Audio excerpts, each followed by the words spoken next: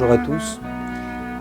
Cette semaine, avec la Sidra de Yitro, nous lisons la partie de la Torah qui concerne la révélation par excellence, puisque c'est dans cette Sidra que nous est relaté le récit du don de la Torah sur le mont Sinaï.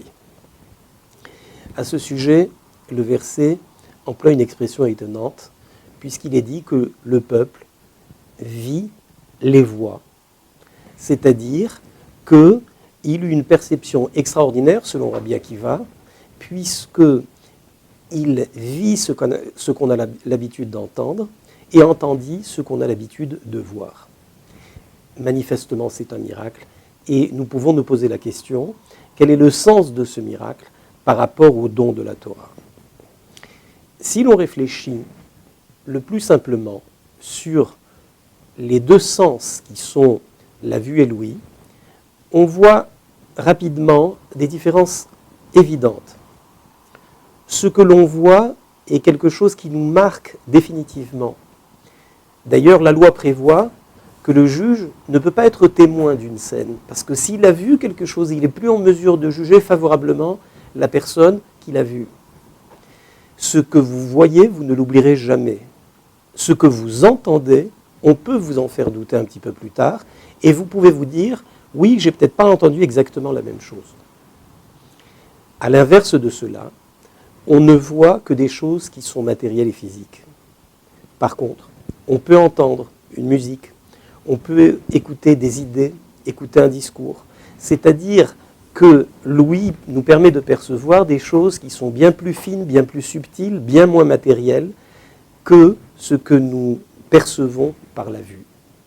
Que ce que l'on voit et ce qui est matériel, fondamentalement matériel, et ce que l'on entend représente de manière générale ce qui peut être spirituel ou qui a un niveau de spiritualité supérieure.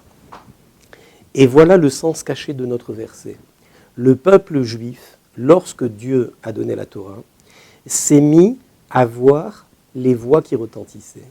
C'est-à-dire qu'ils ont perçu, avec la même acuité que quelqu'un qui voit quelque chose de matériel, ils ont perçu donc des voix, c'est-à-dire le dévoilement spirituel de Dieu. C'est-à-dire que le dévoilement de Dieu qui s'est produit sur le mont Sinaï est quelque chose qui a été parfaitement reçu par les enfants d'Israël. Ils voyaient ce qu'on a l'habitude d'entendre, ce qui, dans ce monde-là aujourd'hui, est quelque chose de lointain, puisqu'il s'agit du spirituel. Et à l'inverse de cela, ils ont entendu ce qu'on a l'habitude de voir, c'est-à-dire qu'ils avaient une certaine distance par rapport au monde matériel, qu'ils n'ont fait que percevoir à distance, si on peut dire, comme quelque chose qui est éloigné de nous. Chacun comprend que la révélation du mont Sinaï était unique. Il n'y aura pas de deuxième don de la Torah. Mais malgré tout, elle prépare cette révélation du mont Sinaï à la révélation de Mashiach, qui, lorsqu'il viendra, nous permettra d'atteindre ce niveau exceptionnel où il est écrit que toutes les chairs verront ensemble la parole de Dieu. C'est-à-dire que nous aurons la capacité, comme lorsque Dieu a donné la Torah, lorsque Mashiach viendra, nous aurons cette capacité extraordinaire de percevoir avec une acuité parfaite le spirituel, et nous aurons également la capacité de voir que le matériel n'est que finalement la création de Dieu, et que dans le matériel, ce que nous verrons, c'est la présence de Dieu et non pas l'enveloppe extérieure du matériel. C'est ce que nous souhaitons le plus rapidement possible avec la venue de Mashiach imminente.